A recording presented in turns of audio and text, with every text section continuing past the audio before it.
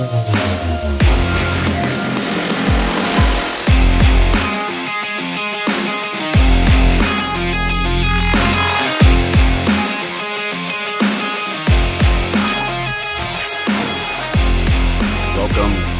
Modern Babylon, brought to you by the Cultural Contrarian. The Modern Babylon podcast is brought to you from the neurodivergent mind of the Cultural Contrarian.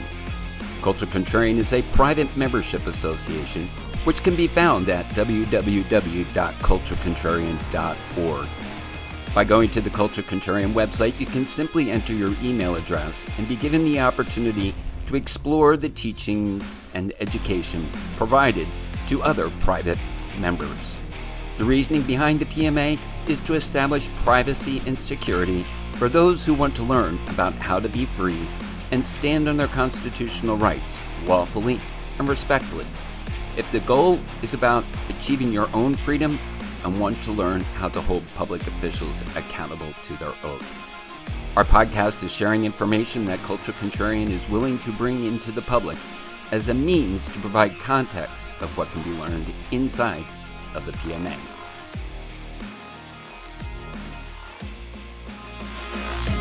Now, on to the podcast.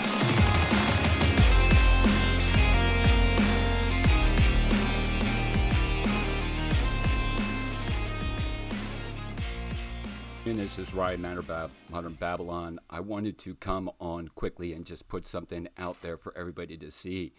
I was afforded the incredible opportunity to sit down with Chris Hume and Pastor Joel Saint of the Lancaster Patriot. We sat down and have a conversation about detainment, arrest, Terry v. Ohio, and I have to say that this was a God-honoring opportunity for myself to sit among brothers of similar foundation worldview. And we wrestled down some tough topics, and I took the opportunity to share my particular perspective in the context in which we were speaking in that room. And I wanted to re-emphasize a point that is mentioned in this broadcast. From a Romans 13 perspective, I understand my role to be obedient and submit to the authority when they are lawful. I have a higher duty and an obligation to honor my King and stand with the courage and dwell by the Holy Spirit when those in authority are the actual evildoers. Now, the manner in which I do that is to be in a Galatians kind of 5-way fruit of the Spirit. Now, I may stumble with that. My flesh may react in my attempt to have the fruit of Spirit, but that's something I want to strive to achieve in honor of my King, in recognition of that authority, but call out that authority when they're making misstatements, misrepresentations, misclaims, misassertions, and afford them the ability to go and verify the statements they are making. But if they are not going to pause and go seek the authority to be corrected, I am at risk. I am at risk. And that I am not going to argue on the side of the road. And I will, as you've seen in my videos, I will submit and I will have that argument with the magistrates. And I will act as a lesser magistrate. So I apologize for this long intro. This video is a little bit long, but I have to tell you, it has got some powerful good nuggets inside it. So if this resonates with you, I encourage you to share it. I encourage you to come join culturecontrarian.org. Put your email address in. I'll send you a free ebook. I'll send you access to more free materials that you can learn from some of the things which I teach. But not only do I say it, I walk it. I am going to walk with that which I proclaim, based upon courage. My courage comes from my knowledge being applied. So you can see this on video on my YouTube channel. You can see it on my Facebook page, or you can be listening to it on my podcast, culturecontrarian.org, on my Facebook page, facebook.com/culturecontrarian. Also, I have a TikTok channel, YouTube, as many socials as I can come up with. Thanks. Take care. Let's listen to the broadcast. Welcome to the Lancaster Patriot podcast. My name is Chris Hume, the managing editor of the Lancaster Patriot. I'm joined this morning by two guests. To my immediate right, I have Joel Saint, pastor of Independence Reformed Bible Church. Joel, thank you as always for joining me. Thanks for having me. And to my far right, I have Ryan Miller, also known as the Cultural Contrarian. Ryan, thanks for joining me today. Thank you so much. It's delightful to be here today. All right. I'm so glad you both are here, and we're going to be talking about a topic that we will certainly not exhaust today, and that is police officers in the United States of America, specifically related to detainment, what police officers do on the streets. Ryan has been involved with the police officers quite a bit lately. What was your latest interaction with the police? Oh, quite recently, where I got pulled over for a non-traffic violation, just delicately and respectfully extracted. Okay, and there's a video of you going around on the internet, Ryan. In fact, a couple of YouTubers have picked it up and have dissected it, provided commentary on it, and that is where you are interacting with a state trooper. Now, that happened last March? Yeah, March 14th of 22. Okay, of 2022. Okay, and we're not going to play that clip here. I will put that in the description. But in this clip, just to kind of set a bit of the context for what we're going to be talking about today, Ryan is pulled over by a Pennsylvania state trooper, Trooper Kochka. Is that his name? Yes. And in the video, Ryan actually stands his ground, as it were, verbally, and saying, look, what am I being detained for? Because this police officer, the state trooper, pulls you over. And what did he say the reason that he pulled you over was? He pulled me over due to a suspicious vehicle. Okay. And does he have a right to do that in our American system? Can the cops just pull you over and then, I mean, you weren't free to go, right? He said you have to stay here. No, he physically detained me. No, physically. He verbally detained me. He said you are not free to go. Right. Okay. And it's very difficult for me I'm a little different. Words mean something. Can he do it? He can do anything he darn well pleases. Does he have the lawful authority to do so? No, he does not. So we're talking about power versus authority here. Absolutely. He has the power. Yes. He has a gun. Yes. But he doesn't have the authority. Absolutely. And those are some of the things I want to get into. And we do want to be careful with our words, but part of the problem is we have our American system, which is not based on, at this point, we've been far removed from biblical law. So we had a foundation. There were things even at the beginning of America that were, I would say, an abandonment of biblical law, but we were closer. But now over the years, we've added all these things. So in one sense, some of these things we're going to say the police officer had the authority, quote unquote, under the current American system. And in some cases, they don't, and they still act that way. But then also we need to step back and say, how should things be biblically? What do they have true authority from Christ to do? So these are some of the things I want to get into today, and we will come back to that traffic stop. I want us to talk about specifically with detainment and police officers, the culture of policing in America. We do want to talk about the Fourth Amendment. We want to talk about Terry v. Ohio. We want to talk about reasonable suspicion and probable cause, qualified immunity, and get into things, how the Bible relates to this. But I guess I want to let's start with the Fourth Amendment here, okay? And then we're going to come back. I'm going to ask you some more questions, Ryan, about this stop. But the Fourth Amendment says the right of the people to be secure in their persons, houses, papers, and effects against unreasonable searches and seizures, and the seizures there comes into the detainment, shall not be violated, and no warrant shall issue but upon probable cause, supported by oath or affirmation, and particularly describing the place to be searched and the persons or things to be seized. So in this case, the state trooper did not search you, but he did seize you in the sense of a detainment, correct? He seized me in order to conduct a search, and the search was through interrogation. Okay. So he was searching for facts through questioning. Okay. Do you think that would be, most people though, even in the court, when they look at the Fourth Amendment, they're not saying that's a search. No, they're okay. not. Okay. So, but there was a seizure there, and in the courts would recognize that as a seizure. Okay, I know we're talking about the Fourth Amendment, but is that not a violation of the Fifth Amendment then? Because he's questioning you, trying to get you to incriminate yourself. That is correct. So you need to, there's a bunch of amendments that are interlinked to express standing secure in the force. But that's a great point. So I'm gonna lay some of these things out so then we can get into a little bit of the details. And again, we're not going to be able to exhaust it, but there was a big case. I'm sure every police officer knows about Terry v. Ohio. It's part of their training. In 1967, there were two men who were, I think this was in Cleveland. They were observed outside of a men's clothing store, and this detective or police officer thought that they were preparing to rob the place. They were casing the joint, is how he put it. Basically, once they leave that location, they're not even at the site of where he thought they might be considering committing a crime, and he walks up to them and basically searches one of the guys because he says, well, I felt that he had a weapon and my life could be in danger.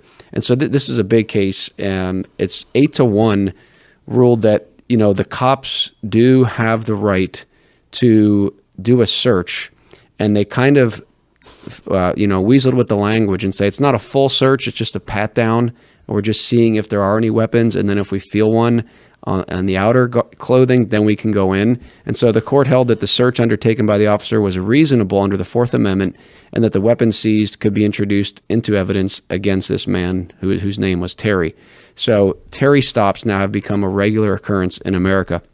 And I think that would what happened to you would kind of qualify as a Terry stop, would it not? It would. The Terry officers in practice use Terry's terms reasonable suspicion, and they jump over the Fourth Amendment protection, reasonable suspicion supported by probable cause. So Terry versus Ohio gives the officers the power in their mind to just stop you, question you, and pat you down and physically detain you. So, yes. So, I'm going to skip ahead here. This is some data. In New York City between 2003 and 2013, nearly 90% of Terry stops did not lead to a summons or arrest. There's Terry stops are happening a lot across the nation, and most of the time there is either no weapon or it leads to no arrest. So it kind of calls into question, what's your reasonable suspicion if you're doing this thousands and thousands of times, and most of the time you're wrong. So that's one of the issues with Terry stops. We want to talk about, Joel, we'll get to, do police officers, should they have that, do they have that authority from God to just say, look, I work for the state, so I can basically search you based on a reasonable suspicion. So I'm gonna bring you into this, Joel, and then we're gonna come back and talk more about what happened with you, Ryan. But this was the Supreme Court Justice, the only one who dissented in Terry v. Ohio, and I don't know why more of the justices didn't. He said, I want to read this quote. He said, "It is a mystery how this search and that seizure can be constitutional by Fourth Amendment standards unless there was probable cause to believe that, one, a crime had been committed, a crime was in the process of being committed, or a crime was about to be committed." Now, he's talking about Terry, who, at the point when he was thrown up against the wall and searched, he was not even near the building where the cop said, I think he might be about to commit a crime. So there was no crime being committed. The crime was not in the process of being committed, and it wasn't about to be committed because he wasn't even on site. So he goes on here, Douglas goes on, "To give the police greater power than a magistrate is to take a long step down the totalitarian path. Perhaps such a step is desirable to cope with the modern forms of lawlessness, but if it is taken, it should be the deliberate choice of the people through a constitutional amendment. Until the Fourth Amendment, which is closely allied with the Fifth, as you mentioned, Joel, is rewritten, the person and the effects of the individual are beyond the reach of all government agencies until there are reasonable grounds to believe, probable cause, that a criminal venture has been launched or is about to be launched," end quote. Amen, Douglas. So, Joel, first, your thoughts on what Justice Douglas said here back in 1967. And he's saying, look, you're giving police officers greater power than the Fourth Amendment even gave to a judge to issue a warrant. In the case of that, you had to have probable cause to issue a warrant. Basically, the language of Terry is you don't need probable cause for a police officer to search you. All you need is reasonable suspicion. And we'll get into the legalese of that. But what's your thoughts initially, Joel, as we start to consider the culture of police in America? Well, it seems to me that probable cause would be a whole lot more difficult to prove in court. He's doing something. A crime is about to be committed, for example. You wouldn't need probable cause in the first two cases. A crime had been committed. Okay, you already have the crime. A crime was in the process of being committed. Yeah, it's going on. The third one, a crime was about to be committed. If you were going to try to prove that in court, that would be, you'd have to have facts. You would have to have responses and so forth.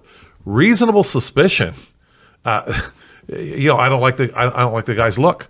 I don't like his cousin.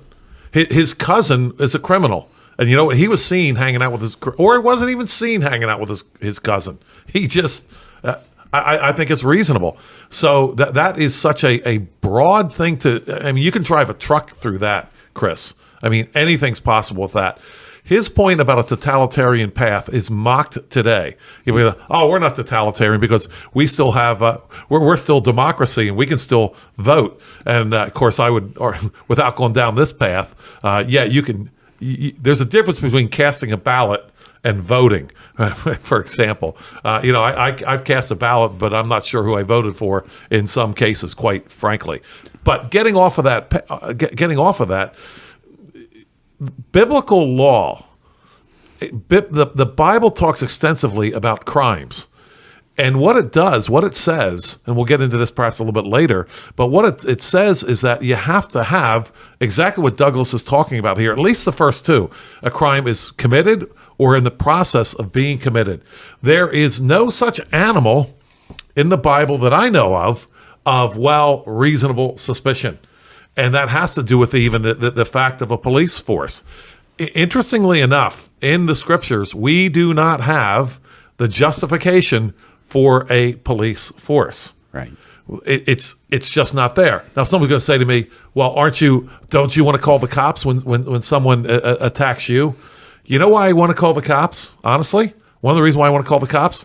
Because the way our justice system is right now, I could get in bigger trouble for defending myself than not. So I call the cops, so I have somebody else who is like assigned official crime prevention group. Well, wait a minute. I think if I'm having a crime committed against me, I think I'm the most qualified right then to put a stop to it, because the cops won't get there for who knows another half hour, just in time to identify the bodies and so forth. So one of the reasons why someone's going to come back at me and say, yeah, Joel, you want to call the cops if someone's committing a crime against you? Yeah, but I'd rather be left alone, quite frankly, so that I can defend myself and my loved ones. And I get it that that you're going to say you want. Aren't you glad there's police officers? Here's the problem: what if the police officers themselves are lawbreakers as far as the law of God is concerned? So that's where we must go back. We must go back to the law of God, what it prescribes, and what are you going to do? And here's the question: what are you going to do if the police officer himself is a criminal, as far as the law of God is concerned? So that's where we must start here. What guarantees does anyone have that the police officer himself, or nowadays herself, is not a criminal to begin with, on the take, whatever, using planted evidence and this kind of? What are you going to do? Who's going to watch the watchers? Right. Ryan, your thoughts on that? There's a lot to unpack there, Joel, and you made it brings to me Romans 13 about the evildoers, and what if our government is the evildoers? What if the law officer is a good person but acting evilly in obedience to his authority? And I believe we, the people, are the fourth branch of government responsible. We have a duty to hold our public officials accountable. And as a Christian, we should be using the fruit of the Spirit. My encounter, I was relying upon the fruit of the Spirit to engage those in authority. The reasonable suspicion piece is what I'll call is the hallway of protection through unelected officials at the Supreme Court. Unelected people have made these decisions, and reasonable suspicion was a way to open this door to give them more power and control over top of us and protection.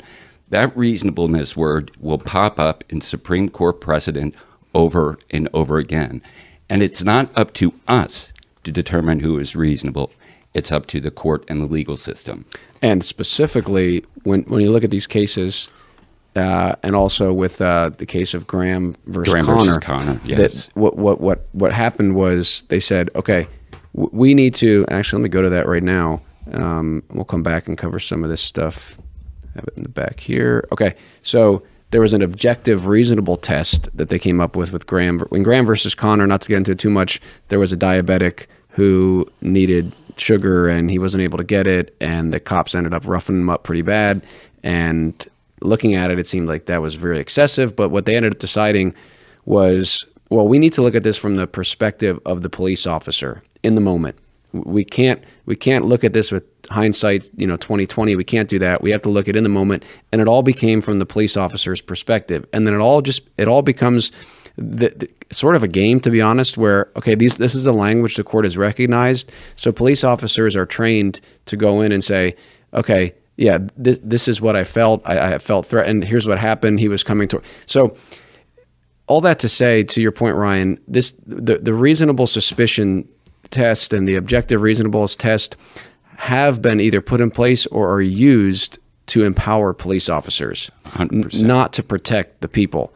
And I want to be fair to police officers, and I want us to talk about this because, Joel, you mentioned, biblically, do we need this system? We have this system now where police officers are tasked with really meddling in a bunch of affairs, things that aren't even evil, things that shouldn't be crimes according to God's law.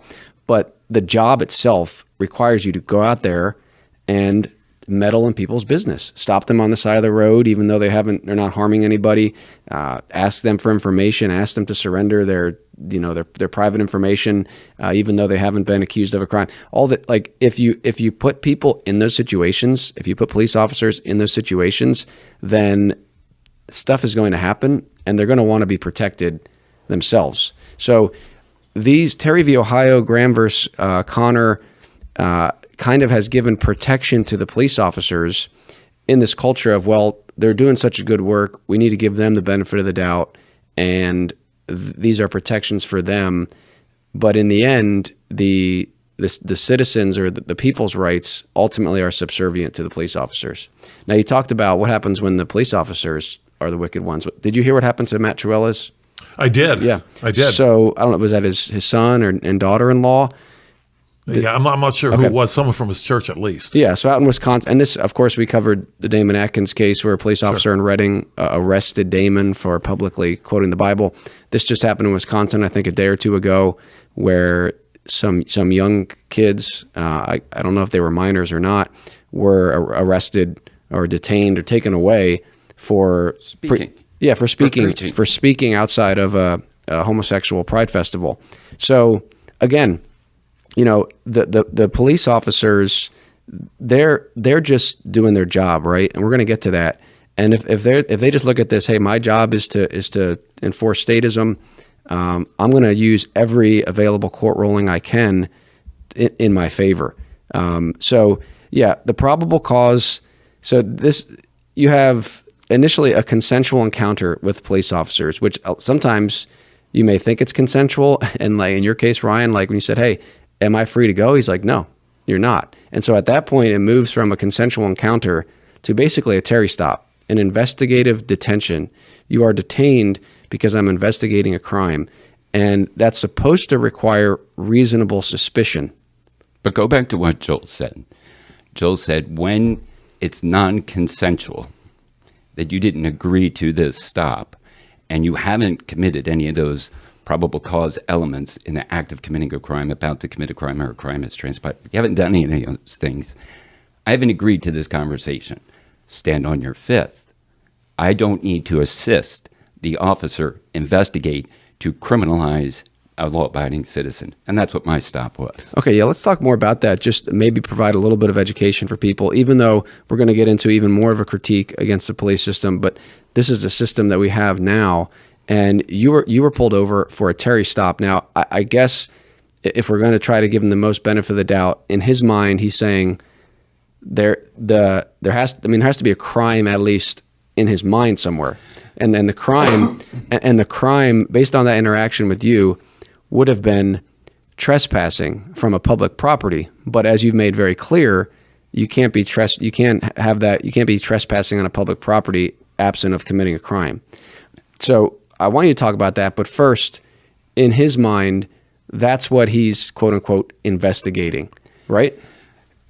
This is a little bit more nuanced than that. But in the interaction, he is trying to justify himself, the reason for him to pull me over. Right. And he couldn't do that. He was using verbal judo to justify him seizing custody of me. Right. But with these Supreme Court rulings, and from the police officer's perspective, I mean, let's put ourselves in the perspective of a police officer who's just doing his job, right, just following orders, which does not excuse him, because I want to talk about that. But they are taught to use the Terry stop, and they are taught that they have the authority to detain you because they have a suspicion that you have either committed a crime, are in the process of committing a crime, or about to commit a crime.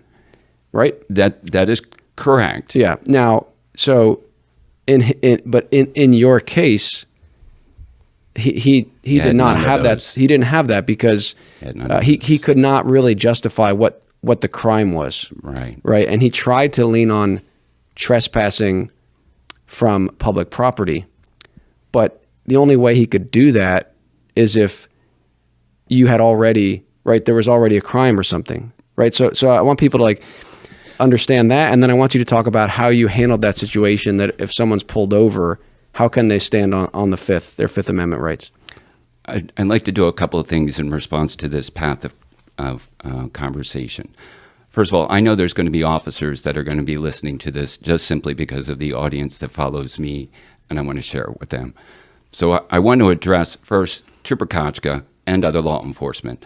I respect those in law enforcement. I respect their responsibility and duty to serve and protect the community and the citizens within it when they fall inside the guidelines, the guardrails of the law. When they step outside of that law, it's my duty to remind them that they're stepping outside of the law. I choose to do that in the fruit of the Spirit, in love, in honor, in respect, and correct them, not necessarily rebuke them, but to make them aware that there's a limit to their authority. So in this instance with my video encounter, prior to even engaging with the police, I informed them of what my intentions are. So I went in advance and said, listen, I want to go advocate for children within the school district. I want the DA to know. I want the Chester County detectives to know. I want the local community to know. I have no ill will, no ill intent, and I just want to lawfully speak. And I informed those in law enforcement that I understand that your culture of training and authority is opposed to people who want to stand on their rights, and you attempt to criminalize it. And I'm going to warn you, please do not use your authority, it's called color of authority, to infringe upon my constitutional rights. And I will tell you what will happen if I encounter somebody who does that. So that communication prior to that stop was communicated all throughout the county months in advance. So Trooper Kochka didn't know me by my face, my voice, my presence, but he knew of me through this email communication. Right. So when I encountered him, I knew he was outside what the police call it the four corners of probable cause. And he was outside those four corners, and he was following orders. He was being directed by his chain of command. You need to find out who that guy is. I knew that was his intention. And I did not yell at him. I did not curse at him. I knew the limits of his authority. I had no right to get out of my car. But I know Pennsylvania versus Mims, based upon the fear of the officer that he can pull me out of the car. Right. They can justify, with this language, they can justify a lot of stuff in saying, well, I was concerned that he might have a weapon, Right. and therefore I feared for my life, and therefore I had to pull him out of the car and search him. Thankfully, it didn't happen, and I will link it, and I encourage everybody to watch the video. And it's gotten, I think on the one channel, it's over 30,000 views already. Yeah, you definitely handled it very well. And parts of it are funny because, I mean, he's trying to, yeah. But, okay, the Fifth Amendment and... why didn't you surrender your driver's license, or how can people, I know this is difficult. One of the things is you don't want to mess, I don't want to use that word mess. You don't want to, sometimes it's better to just submit completely with these things, because the police with these court cases have a lot of ability to really mess with people. I would tell people, do not do or attempt to do what I did. Unless you are prepared. Unless you have gotten a tremendous amount of knowledge. If you understand what Chris has been talking about, Terry v. Ohio, Graham versus Connor, Pennsylvania versus Mims, Frazier v. Kopp, the list is long. Until you know them in your heart, don't stand in the face of authority. But in this case, you said, look, I'm not going to, and that kind of leads to the fifth. I mean, if a police officer pulls you over and says, I'm investigating that my reasonable suspicion that a crime may have been committed, you're not required to give them any information. As you asked, why did he pull me over? A suspicious vehicle. Well, inside my car, my window was down this far. I said, I give you complete permission to interrogate my car. Right. Because it's not reasonable suspicion of the driver. You said the car. Well, go interrogate the car. Yeah. So one of the things you said in the video was you're not required to give your ID unless you've been lawfully arrested. Okay. So if you are arrested, then you are required. I'm compelled. Okay. So wait a minute. Is there a difference between lawfully arrested and arrested? It's a great point. It's a great point. Yes, because you can be unlawfully arrested. You, as the citizen, have to articulate that. What you're demanding of me is unlawful. I am not going to consent, but I'm not going to resist. I'm not going to argue. You have threatened me with arrest if I don't do this. And you have to know it's unlawful. That's what happened with the other encounter. I submitted to being handcuffed and put behind unlawfully. That was on the school grounds there in Octorara. Right. But this isn't in my notes, but a cop pulls someone over for speeding or not stopping. I mean, in that case, are you, as your understanding with all these laws and rulings, are you required to give up your information? Let's go to biblical. Let's go to constitutional. Right. And what we have. And then let's go to the American system. We'll go to contract. Yeah. Go to contract. Everything is under contract and under permission.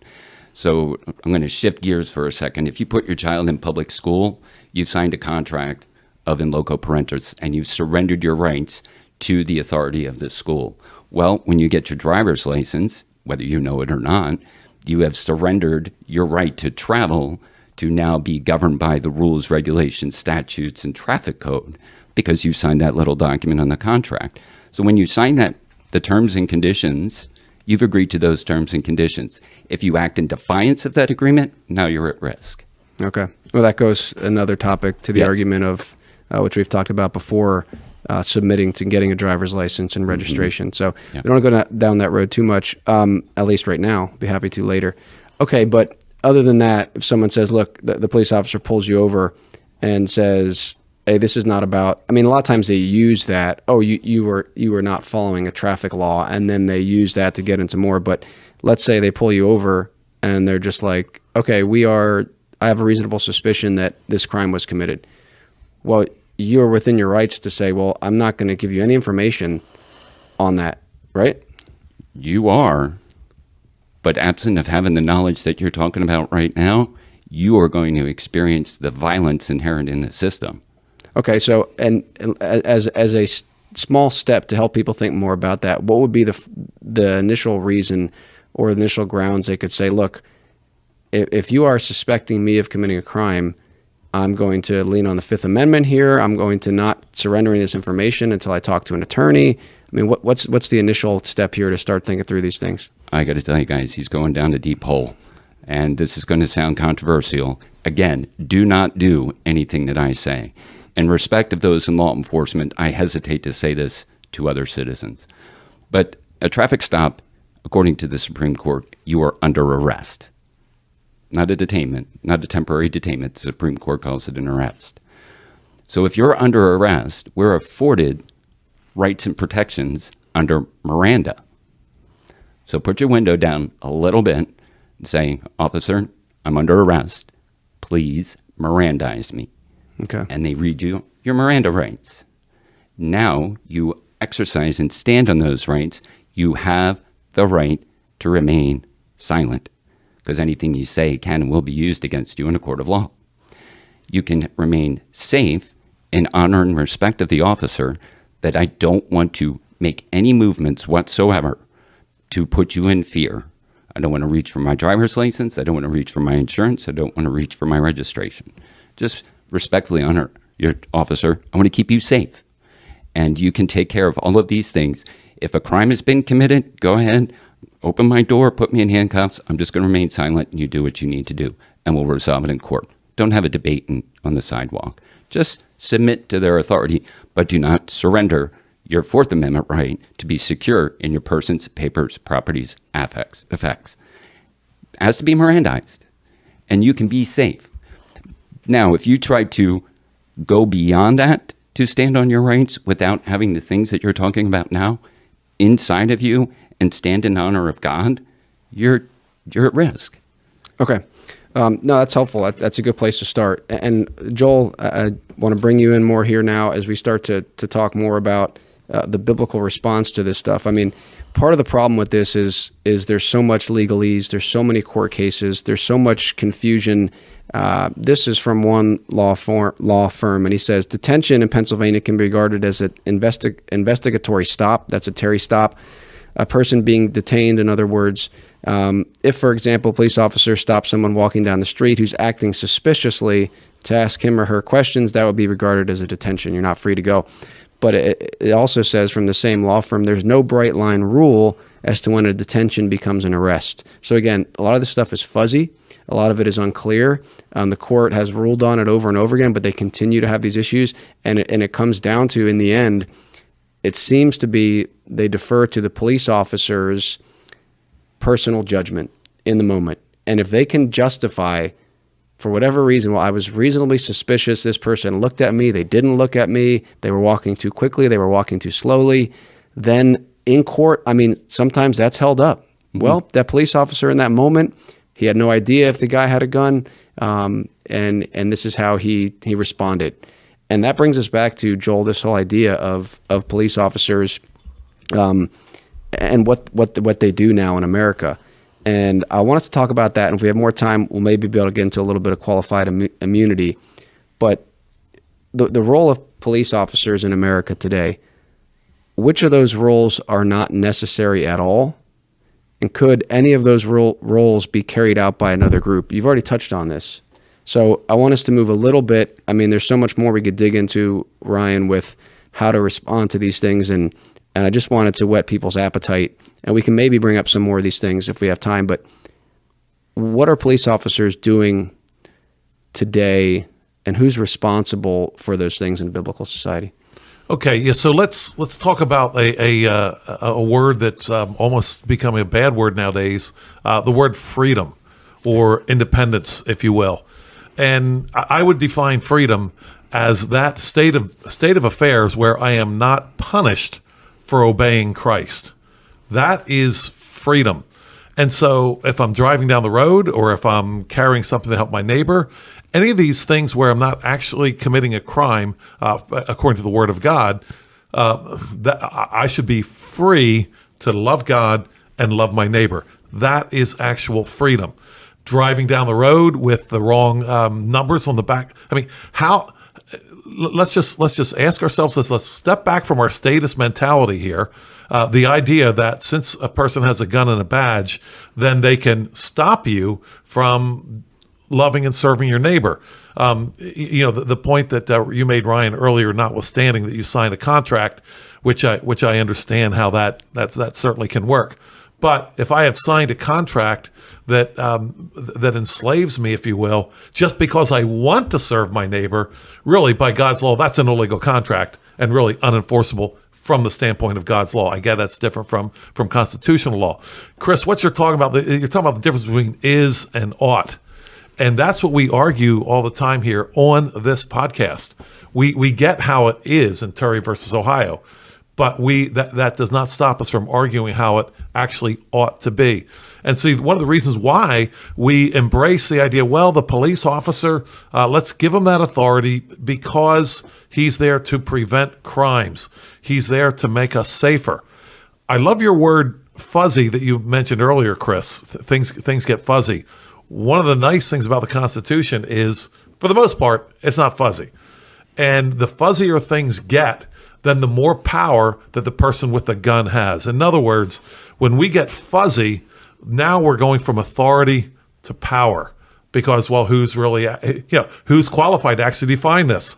Well, we know who's qualified to define it. The guy with the gun versus the guy without the gun. Right. This is why we need to be back to the scriptures here, because from the very beginning, it was the simplest of all commands.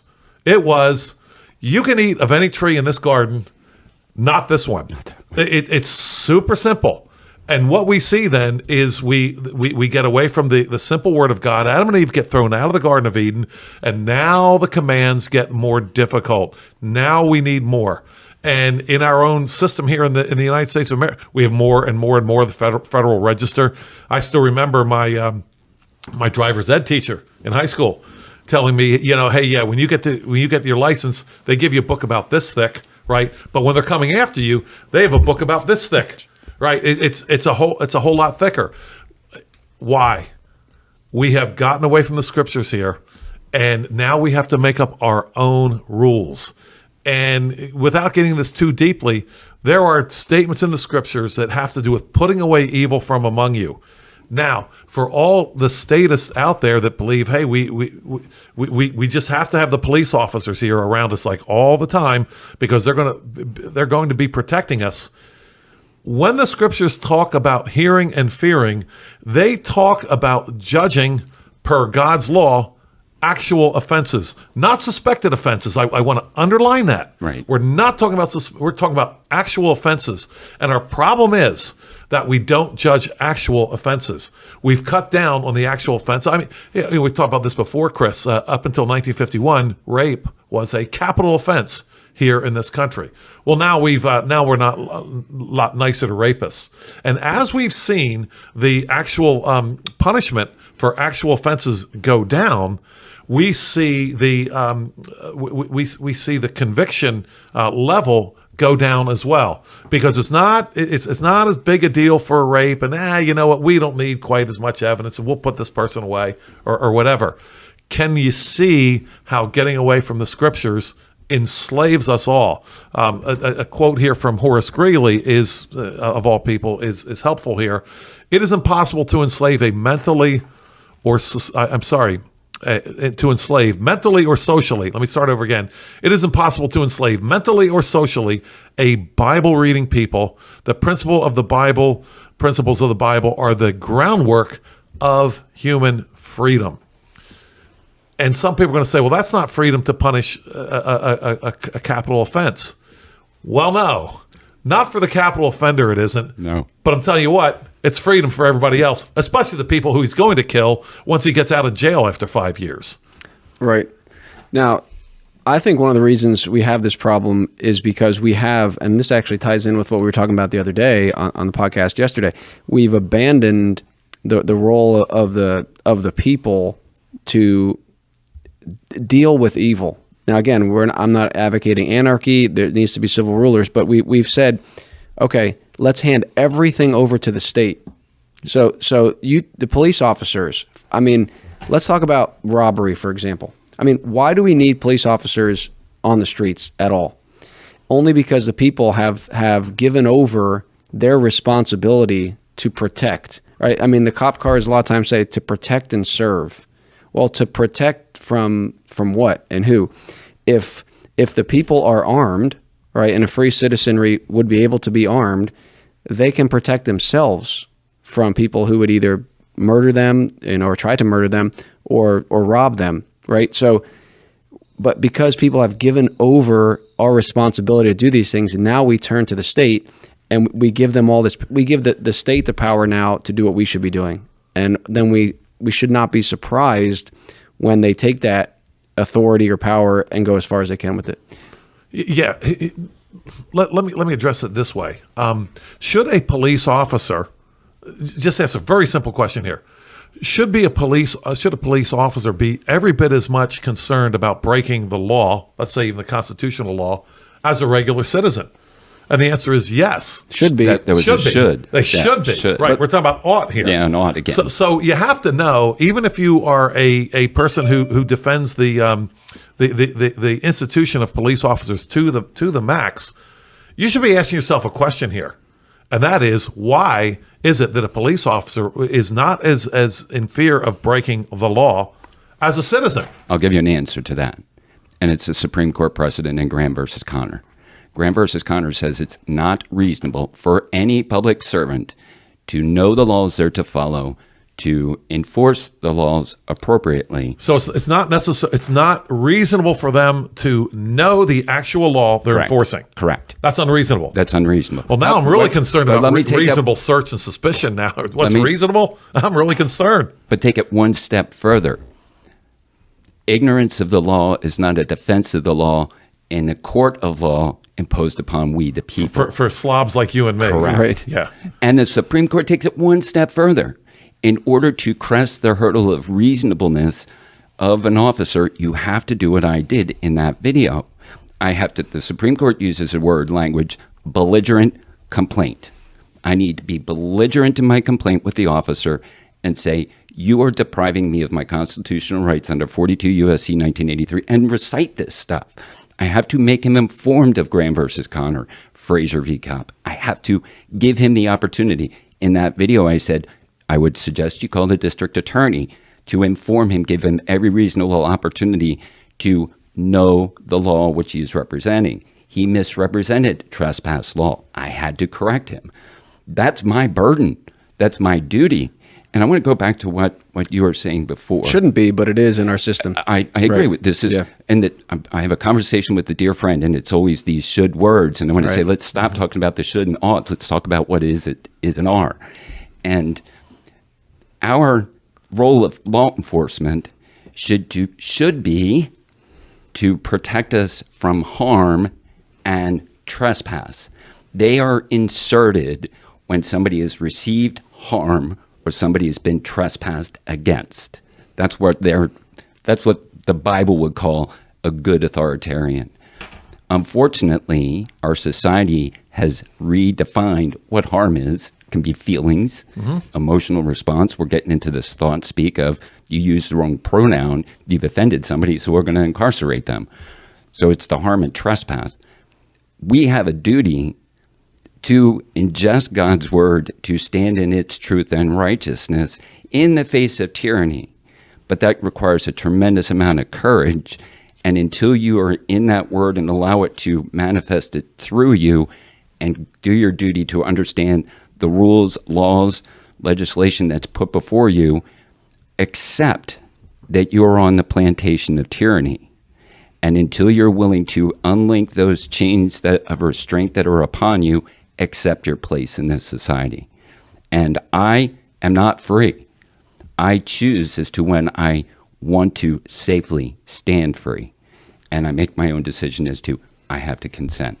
Well, you did a great job in that video. I encourage everybody to watch it. And yeah, working with these man-made rulings and laws, you took the officer to task respectfully that what he was doing was wrong. And it's a great video. So watch that video, and there's a lot of content there. I want to talk more about what you just brought up about the police officers should be held to the same standards as everybody else. And that brings us into qualified immunity, which I don't want to spend too much time on, but it's this special protection created in 1982 by the Supreme Court, and it's ended up being applied as well to police officers. I think initially it wasn't really meant, or the initial intention or focus wasn't on police officers, but it ended up including them. And so the idea is that it's necessary for these people to carry out their jobs. They need to have this qualified immunity, which means they are not held to exactly the same standard that you and I are. They are immune from certain accusations or charges that they have violated someone's constitutional rights, because what we're asking them to do as a matter of public service, quote unquote, is a different level, and therefore they are immune from certain things. So it's built right into all these Supreme Court cases that police officers and other government officials are not held to the same standard as everybody else. And that should be a huge red flag. All right, the Bible says unequal weights, unequal measures. Yeah. Both of them are like, are an abomination. So police officers have a different standard. Isn't that's a big problem? Can you elaborate on that, Joel? Sure enough, is to your point of unequal weights and measures, no question about it. You cannot go to the scriptures and find anywhere where certain people have qualified immunity, for example, to sin. Let's go to the argument that I have with a lot of my Christian friends, saying that, those that don't believe the law word of God are not held to the law word of God. If you're a civil magistrate, if Caesar doesn't have to bow to Christ like everybody else. Well, I want to know who else gets away with sinning. The civil magistrates have the special cutout area where they're allowed to sin. And so this is a problem in our Christian society, where we have this idea that they have this special area, the special playground area, where if they sin, they're not responsible. If we really believe the scriptures, where we are supposed to be safe in our persons, for example, Nehemiah, when he's being attacked by the enemies of God, he tells the people, listen, get together and fight for your family and your property. That's exactly what he says. So we know, according to the scriptures, we have a right. The Constitution did not create rights. It only recognizes pre-existing rights given by God. That's one of the reasons why what Horace Greeley said, you can't even define freedom. I defy anyone. I know I'm going down a rabbit trail here, but I defy anyone to define freedom outside of the scriptures. It can't be done, because you say, well, I should be able to own what is mine. Well, you should again. Yeah, you should, right? But someone else comes along with a bigger gun and says, well, no, I should be able to be. Communists did that. They did that again and again. This is the property of the state. We are allowing you to use the property of the state. Well, okay, no one has any freedom then whatsoever to utilize their own property.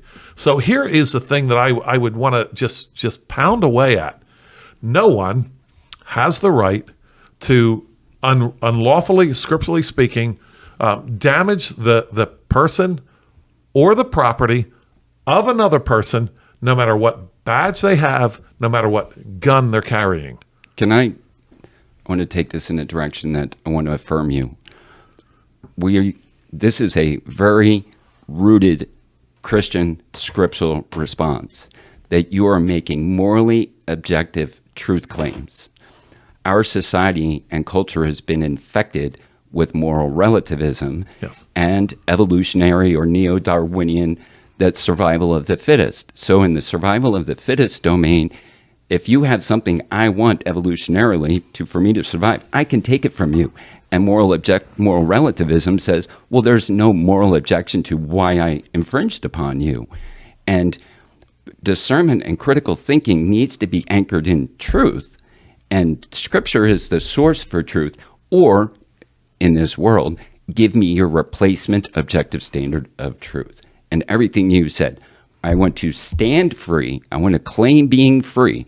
That piece of paper doesn't give me my freedom. It's something that I stand in honor of my king. I'm only going to bend my neck to him, not unlawful, unruleful authoritarians. That's dangerous. And honestly, God says if we're going to honor him, we are going to be persecuted.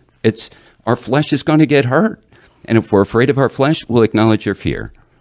Yeah, I want to address that a little bit. I had one of my sons growing up. He wanted to, because we talked about evolution, we talked about creation and so forth. And you're exactly right. I mean, how in the world can you claim any objective moral truth in a world where we came from the Darwinian bowl of soup. What's this idea of objective rights? Even example, human rights. Where's that come from? Where's cannibalism wrong? Yeah. Look at the the eagle picks a fish out of the water. We say the eagle's wrong. If we kill our neighbor. So one of my kids growing up wanted to create a T-shirt, and you guys can tell me if I was too authoritarian as a father. He wanted to create a T-shirt and wear it around, and the T-shirt said, this is what he wanted to say in the T-shirt: if I kill you, it's just survival of the fittest in action. Don't worry about it. Oh gosh! Right, but I You thought nixed that would be, yeah, I did. I thought that'd be a little bit indiscreet. And so we never did create the T-shirt. It's so funny. I have a screenshot on my phone, and I have a T-shirt that says, "If you want to stop and talk to me, and you want it to be consensual, well, you have to pay me. So pay me $10 for 5 minutes, $20 for 10 minutes, and let's enter into a contract. If not, please let me go. I have things that I need to attend to." I did that when I was arrested. I opened up my shirt in prison and said, "We're under contract. This is not consensual." So there's an outstanding invoice for me to be claimed for them taking my time. Yeah, well, we won't hold our breath on that one. Right. Well, it'll happen in court. Yeah. What we see in our culture today, right, we see, just to use these terms, the left and the right, people on the left, if you will, are very upset with police brutality and police injustice. But at the same time, they love their statism, and you can't have one without the other. And I agree with a lot of their concerns, because you see them from the right as well. The police officers arresting people for free speech, whatever. And I agree with some of these things that the people are saying on the left about Terry stops. Now, I don't know the motives and all that stuff, but I have a problem with Terry stops. But my point is, you mentioned that freedom can only come from God's law. And these people want to end police brutality and police authoritarianism, but they don't want to give up statism. They want the state to be God. And if you make the state God, then you need someone to enforce. Right, statism is a bunch of man-made laws, never-ending laws, and then a bunch of enforcement of those laws, and that's what police officers do. They're called law enforcement officers, and in the modern American mind, their job is to enforce whatever laws are made by man. I mean, that's what they'll say. I mean, I've interacted with them from time to time and say, and I want to get into this. I got a quote from, this is Rudolf Höss. I don't know if I say that right, but he was the commandant at Auschwitz. I want to read this quote in a minute, but I've interacted with police officers. You can even that clip yesterday with Matt Truella's associates there. Hey, we're just following the orders. I don't know if they said that there, but we're just following the law. Our job is just to enforce the law. So if that's what you want, if you want statism, where man makes all these laws and then someone has to enforce them, you want police officers with the power to do that. And so it shouldn't surprise us that police officers who are in that position want as much wiggle room as possible. Sure. If I was in that position where my job is to enforce thousands of man-made laws against my neighbor who hasn't done anything evil according to God's law, but yet I am charged and paid, and my pension and my retirement, all that stuff depends on me enforcing these man-made laws. And to enforce these man-made laws, I have to put myself in harm's way. There's no doubt police officers put themselves in harm's way. Now most of the time they shouldn't, but in their service of statism, they put themselves in harm's way. If that was me, I would probably, in my flesh, say, give me as much qualified immunity, as much protection as you possibly can, because I'm going out and I'm enforcing all these man-made laws. In one sense, it makes a lot of sense, right? Because the police officers are saying, look, I didn't make these laws. I'm just enforcing the law. And you've asked me, you, the people, have voted on these legislators to make these laws, and now my job is to enforce them. And so I totally understand why someone like Trooper Kochka or other police officers would use, and I'm not sure, what else, other situations he's been involved in, but just in general, would use all of all this wiggle room to say, well, I'm gonna justify my actions based on all these things. But to your point, Joel, you cannot have freedom without the law of God.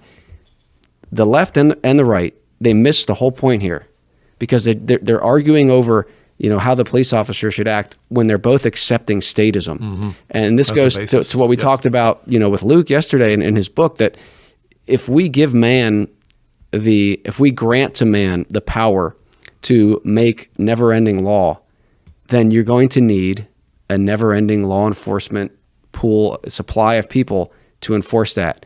And so to people on the left who want to cry and lament police brutality, I agree with you in many things, but until you are willing to reject statism and return to biblical law, you can have nothing but statist officers enforcing man-made law. Can I ask Joel a question here? Sure. From a biblical standpoint, would you agree that this is a sequential pattern that happens over time? Freedom, tyranny, freedom, tyranny, freedom, tyranny, correction, judges, kings. We always return to a king. Yeah. Our friend Matt Truella, who we've mentioned before, has said this again and again. Tyranny is built plank by plank. And we need to understand that what we've enjoyed in the past here in America, the freedom we've enjoyed to go out and be successful or fail. My father, for example, bought a half an acre of ground from a farmer in 1963. There was no zoning back then. There was no all kinds of environmental studies and so forth. Bog turtles. He just went and bought the property. It's so much more difficult to do that nowadays because our freedom has been taken away from us slowly but surely. What do I mean by a freedom? The freedom to make a contract between my father and the farmer has all kinds of other, shall we say, interested parties involved in this. And yes, it has been happened slowly but surely. I'm more emphasizing the surely because it has definitely been taken from us very surely. My father wanted to buy a piece of property to support his family, me and my 8 brothers and sisters. That's what he wanted to do. That's what he did. That is obeying Christ. That is a man providing for his family according to the scriptures. Amen. When we have all these other impediments, we are now harming the ability, as we've said before, this is freedom. Freedom is the ability to obey Christ, the freedom to do that. We have now been attacked in our ability to provide for our families by all these plank by plank by plank interferences in our freedom. So we're in the Lancaster area, and you all must be familiar with Amos Miller and his private membership association. Yeah, very familiar. So that is a man living in honor of God to privately contract man to man, as your father did, to be free. And he has experienced the retaliation of the power and still strives to claim freedom, live in his God-honoring freedom. He was attacked for loving his neighbor. I know. Can we just be clear on this point? No one complained about his raw milk or anything. No one did. Nope. He was just a private contractor selling things and people buying certain things from him, and he was attacked. That's an act of loving one's neighbor, and we said this before. A different name for an employee or an employer, a businessman, is someone who is loving his neighbor, if they're doing it honestly. I'm loving my neighbor by providing something that they want and need. You sound and like he was Jeff attacked Durbin. for that reason. You sound like Jeff Durbin. Love thy neighbor. No, the same thing happened to Reuben King, who's in Lancaster County, who was Good example. Found guilty of selling firearms without a license. We'll do that. We covered Again, that. where's the harm? We're going to cover that again in another episode. We covered it before. But yes, all these things are man-made laws. And I want to just go back to Terry real quick, because I've listened to some commentary on Terry, and it's from the left, and the racism here of this white police officer or detective against these 2 black guys. They never talk about the fact that the crime that they were able to get Terry for was carrying a concealed weapon. Biblically, should not be a crime. Nope. So the constitutionally, it's not a crime. All right, and we can get into that, and we'll get into that with Reuben King, a bit of his defense as well. But my point is, the left and also the right, I'm not just picking on the left, they affirm statism, and especially the left affirmed, we can't have people walking around with guns. We can't. We need gun control. And then And then that's the very thing that this white police officer used. And could there be racial issues in there? I'm not talking about that right now. I'm saying that the status law that you affirm is the thing that was the charge that they were able to get Terry on. So that should not have been a crime at all, right? So Terry should not have been arrested or charged with anything. And their whole thing was, we're trying to dismiss the evidence that he had this concealed carry because the way it was acquired was unconstitutional. But they're still just living within statism instead of stepping back and saying, we've created this system where police officers or detectives like this guy who arrested Terry, that's his job. His job is to try to find people who've broken man-made laws. And so until they're willing to abandon their statism, you're going to continue to have this, whether it's white on black, black on whatever. It's going to be these people that are empowered to enforce man-made law, and it will always be abused. It will always be abused if you give man the power to enforce arbitrary law, and that's a huge problem. The horror and the wickedness is built into it, because we have the Bible, which doesn't change. Forever, O Lord, your word is settled in heaven, versus man-made law, which is forever changing. So how can you not be breaking the code? I'll say the code at any point. Who knows what's written? Who knows what's been written in lately? And we're supposed to be running a society like this. And I'm going to appeal to my Christian brothers and sisters here to think about this and consider. You cannot have a society based on changing man-made law. I'm going to use a baseball illustration here. How in the world do you think you could even play a game of baseball if there's people back in some office somewhere constantly changing the rules? That was a foul ball yesterday. Today it's not. You couldn't play baseball. How much more can you have a well-ordered society? If you can't have a baseball game, you're never going to have a well-ordered society based on man's changing laws or rules or codes. I want to be delicate with what I'm about to try to unpack here. It's good somebody around here is delicate, because I'm apparently not. Well, it's kind of like I need to apologize in advance because this could come out offensive. I'm sure it wouldn't be the first time something came out offensive on this show. We have no hope of changing the trajectory of our country absent of people, we the people, standing in God's righteousness and truth in opposition to the tyranny. We can't do it in the public square. We're not going to overturn Terry v. Ohio. There's a great broadcaster on YouTube called Delete Laws, Chili DeCastro, and he is a constitutional scholar empowering people to understand what happened with Terry v. Ohio. It is the first step of tyranny, which built this prison industrial complex of incarceration like a hockey stick. It was a way for them to oppress and control us until we ingest God's word, know what we're speaking about today, stand free. Our battle is not going to happen on the sidewalks. It's got to happen in the courts. We have to fight it in the court. We have to take it up to the Supreme Court to break those things. Absent of those people doing that, there is no hope for change. Okay, if I may, I want to talk about a recent failure of that by me. Okay, confession time. Somebody start playing an organ here, and I will confess. Just this past week, to your point, this past Saturday, I was in. Less than 5 days ago. This past Saturday, I was. Today's date is August 4th, 3rd, whatever. On July 29th of this year, 2023, I was in Harrisburg. Okay, and I was told that I had to stand. There was a sidewalk, and I was protesting a perversion festival there in Harrisburg. The Capitol steps. Yep. Mm-hmm. Yeah, well, when Capitol steps, kind of like in the back of the Capitol is where it was, right? And it was public property. That's important. Yes. Okay. Sorry, Chris. This is going to take us past an hour here, but it won't. I'm fine, as long as you are. Okay. It won't. I'll try to make it short. Okay. There was a sidewalk, and consider that the sidewalk had a crack right down the middle of it. Now, I'm not talking about perpendicular to the sides. I'm talking parallel to the sides, right? And a private security guy came along and said, you have to stand behind that crack on the sidewalk. You're right? Public-private. Yeah, kind of, right? Kind of. And I said to him, or we said to him, I was with some other guys, I don't think we do.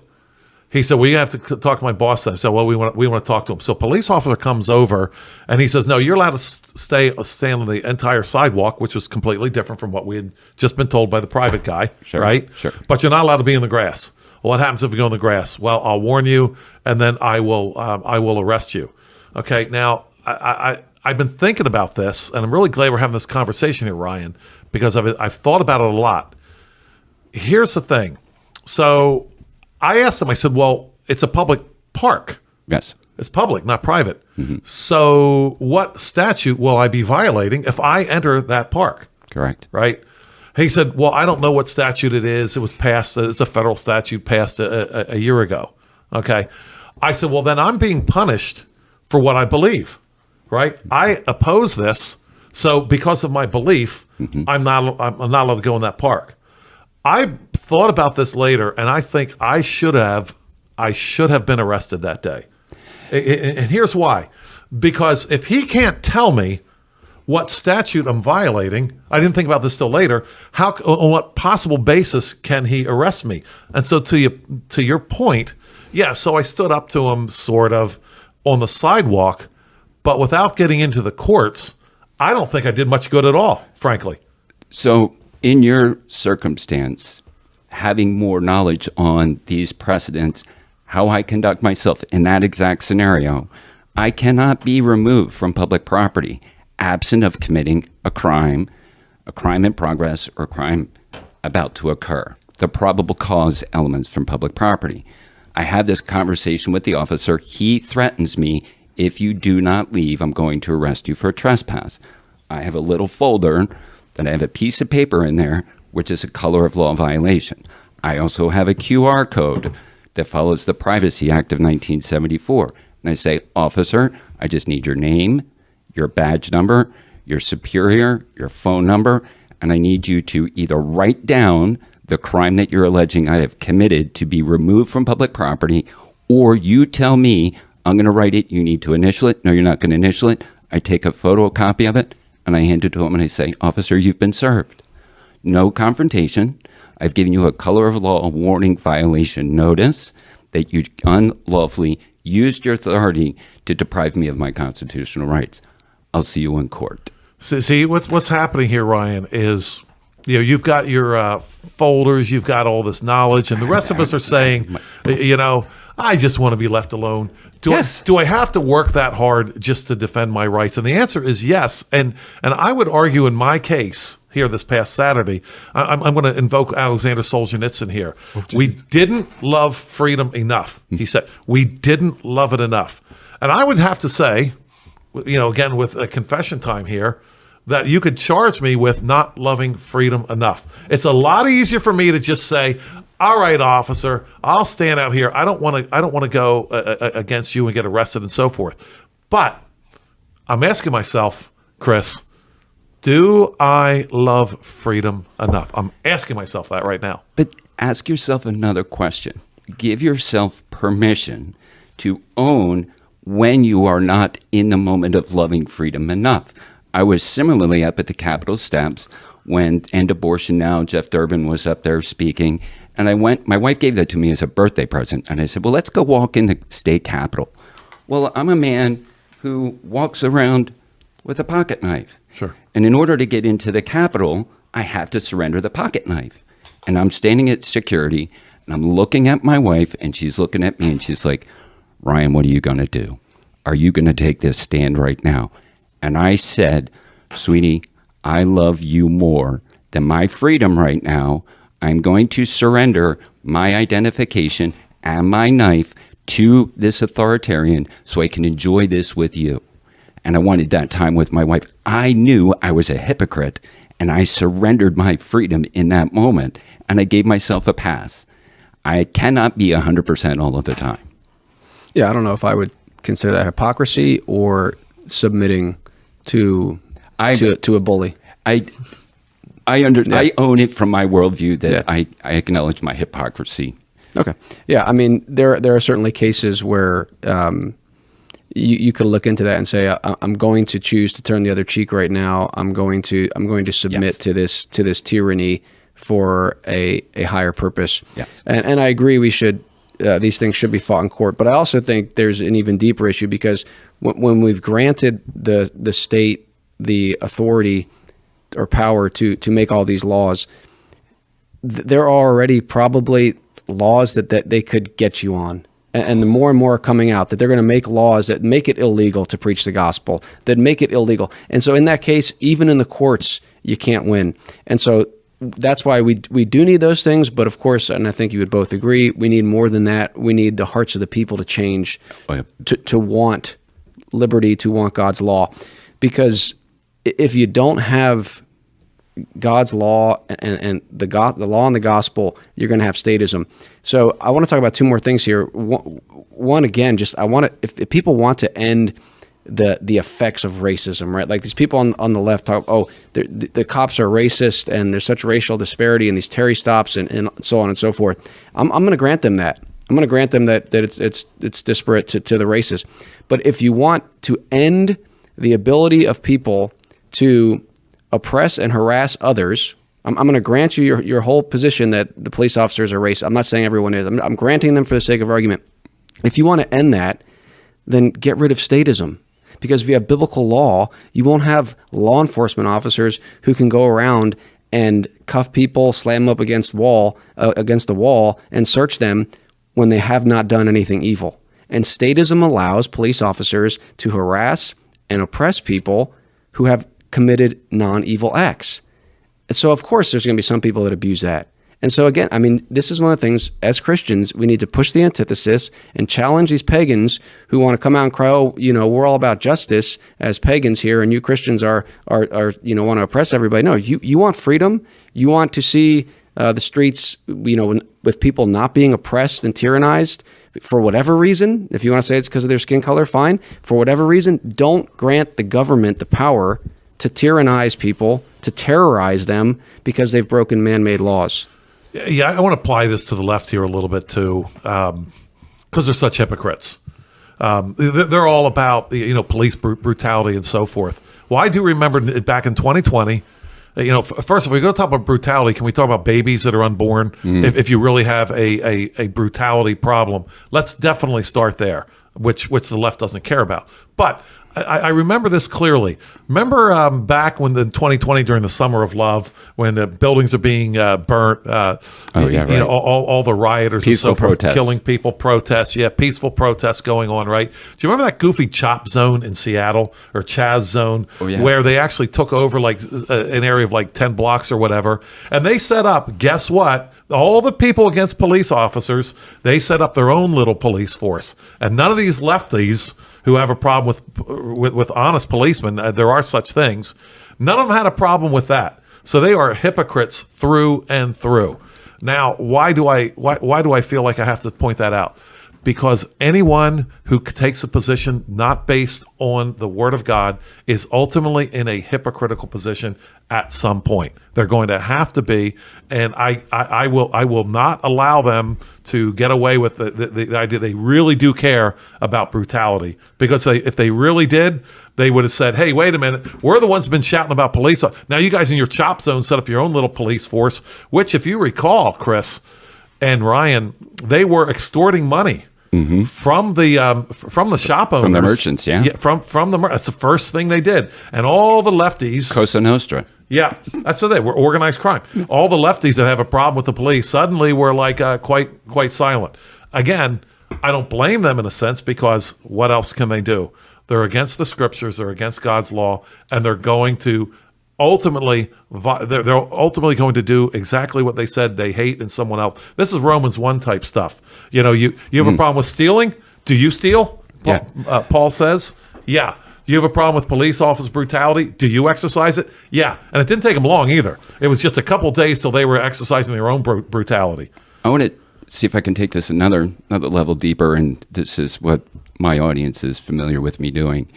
And I don't know if you guys know Kent Hovind or Cy ten Bruggencate, and these are presuppositional apologetics.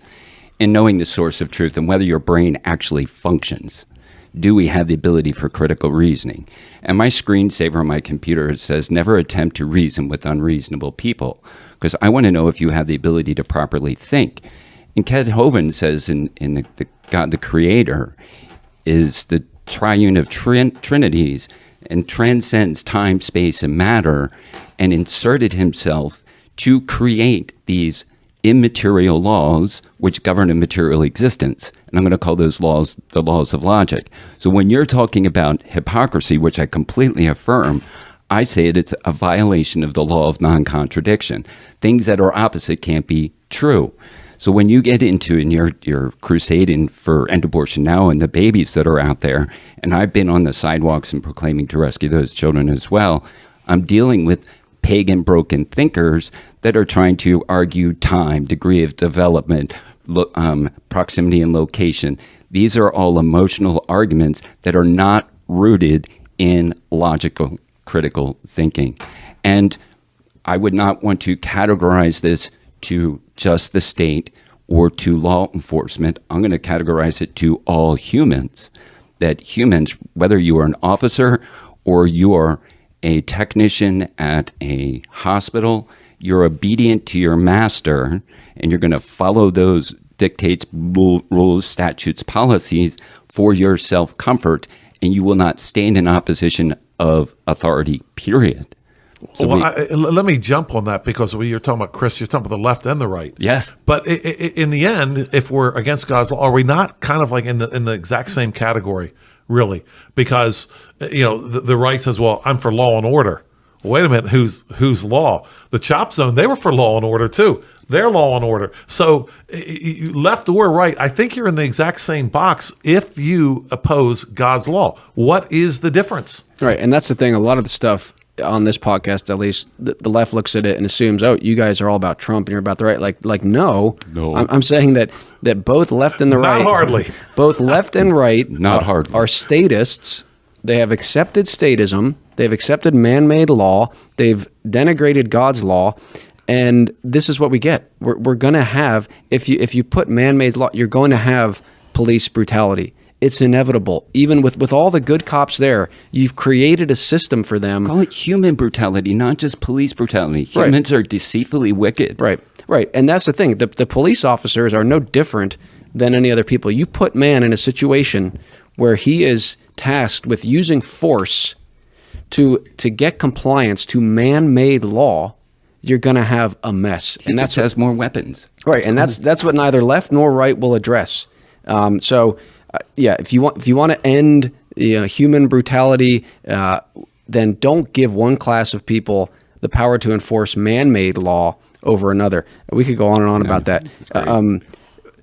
We're running out of time, but people still might say, well, we really just need cops. We need them out there to protect us. Again, we've covered this briefly. I just want to touch on that one more time. Then I want to read this quote from this Rudolf Haas guy. A society without law enforcement officers as we know them, right? Is that chaos, Joel? I mean, would it just be complete chaos if you had a people? And I think part of it is that we have abandoned biblical law, and this is what we deserve. We deserve tyrants who have basically mini tyrants doing their bidding. So in one sense, is what we deserve, and we couldn't handle freedom in America right now because we have rejected God's law. But if you had that change of heart, and if you had people who wanted to take responsibility for their protection, the protection of their neighbor, what would you need police officers for? I don't even think we would need them. Ryan mentioned we need them I don't think we would need them at all, in the sense of, oh, there's something happening here, I need to call the police. Right? The civil magistrate could come in after the fact. What are your thoughts on that, Joel? Yeah, I'm going to go in this direction. The fear of the Lord, the beginning of wisdom, the fear of the Lord, beginning of knowledge. Why did we used to, I don't know, I guess we still do it somewhat, swear on the Bible to tell the whole truth, the whole truth, and nothing but the truth? What we were doing then was we were exercising a public display of our fear of the Lord. Fear and trembling of judgment of God. That's right. In other words, if I lie, what was happening there was, if I lie, I am calling on the judgment of God against me if I tell a lie. But God says we all lie. Yeah. God says we all lie. So are we doing that in true fear and submission of that, in that oath and proclamation to God? Because God calls us, we're all liars. And I have to admit, God, I'm going to do my best to honor you in what I speak. Right here, because what we're talking about here is one of the commandments: do not bear false witness against your neighbor. Yeah. So I am standing up here and saying I am not going to be bearing any false witness against anyone. That's why that's why the whole idea of telling the truth, the whole truth, and nothing but the truth. I am going to go back in my comment once again to the church. I can't help it. I want to talk about tyranny in the Old Testament. In the northern 10 tribes, which became, they split off from Israel during the reign of Solomon's son, they went off on their own and rejected the law of God. And when the kings became tyrants, oftentimes it was a bloody mess. He got killed, his son or someone else got put, and there was just people killed all the way around. Now, we had that same problem in the southern kingdom under David. If David gets away with killing Uriah the Hittite and stealing his wife, Go get Bathsheba. Go get her. yeah, there is no end to what David can do next. Right. But what happens is Nathan the prophet comes to him in the fear of the Lord and says, "You're the man. You're guilty of this." This is where I believe the church has totally failed. We are much more interested in getting a picture, a photo op, and get that in the paper than we are in confronting wicked magistrates. We have no interest in doing that. So if we will not do that, we're going to get the tyranny, to your point, Chris, that we deserve, and it's going to be far worse. And David would have gone down that road of the tyrants of the northern kingdom. It was bloody enough for what he did. It would have been far worse. So I am just taking a moment here to say, where is the church? If we really do have tyranny, Chris, where's the church? Where are the pastors within the church calling it out? Where? I don't have an answer for that. Yeah. I see the pulpit draped with the American flag right next to it, and I'm saying kick the flag out of the sanctuary. The Bible is why we're in this building. The state goes outside. And, yeah. Well, the church has accepted, again, I'm going to bring it up again, statism. They've accepted the idea that Christ is not king over the state, and we give, the state has the power to make all these laws and to tell us what we can and can't do, absent of biblical law. Who cares what the Bible says? If the state tells you to do it, you have to do it. And Chris, is this a fair definition of statism? The fear of the state greater than the fear of the Lord. Is that a fair definition? Yeah, it doesn't seem unfair. I mean, it's the state can tell you what to do, and the state can make all these laws, and you better follow them, because if not, you're going to be in big trouble. And that's what we have. And again, if you do not, you cannot argue with our current law enforcement. You can't argue with Terry stops. You can't argue with human brutality, police brutality. You can't argue with the violation of the Fourth Amendment, Fifth Amendment. You can't argue with any of that stuff if you embrace or accept statism, because you are saying man is the final authority, and we need people out there to enforce man's laws. I want to read this quote now from Rudolf Höss. He was tried at the Nuremberg trials for his involvement at Auschwitz. And his response is telling, and he's going to say, look, I'm just following orders. This is what he said. He said, "Don't you see, we SS men were not supposed to think about these things. It never even occurred to us. We were all so trained to obey orders without even thinking that the thought of disobeying an order would simply never have occurred to anybody, and somebody else would have done just as well if I hadn't. I really never gave much thought to whether it was wrong. It just seemed a necessity," end quote. Is that not the mindset of the modern law enforcement officer? And is that not what the church itself accepts and embraces? Your job as a police officer is to enforce man-made law. That's your job. I mean, and with statism, how can you fault Rudolf Höss? I don't see how you can argue with it. In a statist society, I do not know how you can argue with that. And how can you argue with the police officer who says, look, I'm just enforcing the law. The law came down that said that you're not allowed to speak publicly about homosexuality. I'm just following the law. That's what statism gives you. Right? Can I take that one step higher? Mm-hmm. This testimony was in the development of what was called the Nuremberg Code. The United States has not embraced the Nuremberg Code as defined. They tried to do it in spirit and intent with their language, put that to where we are today, we had this wonderful thing that happened with some virus that was floating around that had some mandates and employment threats, whether we submit to getting some jab in the arm. Many businesses were under the threat of the government to be shut down.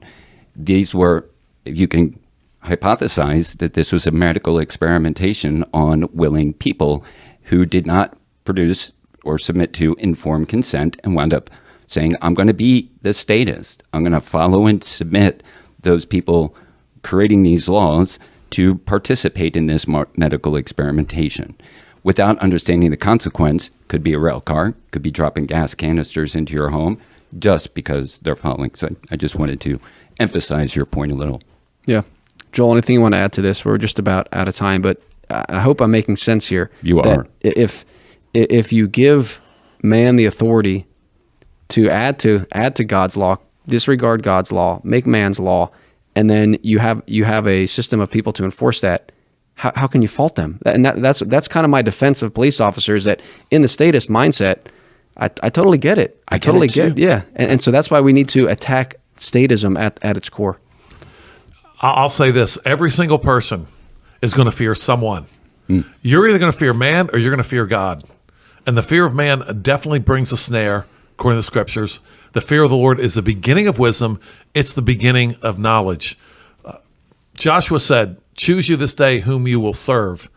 Today we need to say, choose you this day whom you will fear. Well said. Ryan, final thoughts? I just have to echo that. And I stand in humble adoration of my King. And I put myself in positions for myself, but to advocate for others, to model what that looks like. And I don't want to, I'm challenging people not to do that, but to stand and understand who are you obedient to? And when you called out the church and I call out the pastors, I need to call out myself. What am I doing? And I tell people, don't do it until I reorganized your priorities. Let your yes be your yes and your no be your no. Don't be in between. Don't make a statement as to this is who I should be. Let me see who you really are. All right. Well, we've covered, there's so much more we could cover there. I mean, I hope we at least have scratched the surface, especially as it relates to law enforcement officers, police officers, with a different perspective than either the left or the right has been giving. There's much more we could say. There's probably people that are going to have a bunch, objections. Well, you want a society with no law enforcement officers. Again, that's partly true, but you have to understand when you have biblical law, the people are empowered to protect themselves, right? If the people are empowered to protect themselves, criminals are not going to be, if you're a criminal, would you rather be in a society where you have a small force of law enforcement officers who may come after you if you go out and try to murder or rape someone, or would you rather be in a society where almost every citizen is armed and those that aren't are, have family members that would protect them? Well, if the criminal would rather be in the police state because there's less of an ability for the police to get you than in a free society, the people would be able to. So again, there's so much here, but at the core, when you abandon biblical law, you open the door to statism, and this is what you're going to get. So I would encourage everybody to check out The Cultural Contrarian. There's a YouTube page. Go to culturalcontrarian.org, or if you search anywhere with the @ Cultural Contrarian, I have tons of information educationally. Put in an email address, and I'll give you some free ebooks to kind of get started on what I speak about in a Matt Trewhella Doctrine of the Lesser Magistrate type of walk. Okay, yeah, and there's a lot more, and maybe we'll be able to cover some more stuff as well. Joel, can you let people know about the upcoming conference coming up in September? Yes, the Future of Christendom Conference. We're having Dr. James White as a speaker and debater, debating the question, is a gay Christian an acceptable term for being a Christian? I'm a little bit fuzzy on the exact question. That's going to happen on Saturday night. This is September 15th and 16th. And for the whole weekend, $125 for the entire weekend. You get to hear James White once in the debate, once in a Friday evening address, many other excellent addresses. And we're going to be doing the theme of the conference is the gospel at war. And that might be offensive to some people, but gentlemen, we know that the gospel is either going to be at peace or it's going to be at war. and there's no, and if the gospel is at peace with this wickedness that's going on in our culture now, if your gospel is at peace with that, then you don't have the gospel. You have something else going on here. It's called the false gospel. That's exactly what it is. There is no peace, saith my God, to the wicked. So we know that from the scripture. So we hope you can come and be a part of this. Many excellent presentations. We have presentations called expositions where we speak for 18 minutes to a topic, and we will be, our topics are the gospel at war with various, gospel at war with the state, the gospel at war with the yellow bus. For example, Chris will be presenting that. And we hope you can come. Go to futureofchristendom.org to register. That cost of $125 actually covers a meal on Saturday and also a snack on Saturday evening during the debate. Love to see you there. You won't regret it. Can I ask a favor? Because I want to be there. I want to meet James White. Is there a way that I could be introduced to just shake his hand in a photo op? Because I've been following him for decades. I'm sure we'll find a. I would love that. That would be my birthday present. I can't guarantee I can do it, but I guarantee I will try as hard as I can. That would be awesome for me. Even I could get in proximity. I wanted the bearded gospel tribe. Yeah. I'm sure we'll find a way. I hope you can come, Ryan. I'm just teasing. Yeah. I'm looking forward to that. And thank you both. Thanks, Ryan, for coming all the way out here for this podcast. Joel, thanks again for coming in. More to come on this. I think we need to address more about the modern police system, and there's much more that could be said, but we're always going to return to the Bible. That's our standard, and it does indeed, contra Rolling Stone sentiment, the Bible does indeed give us a just society if we follow it, and our modern American system does not. So for more information about the Lancaster Patriot, go to thelancasterpatriot.com. Until next time, remember that Christ, not the state, is king. Take care.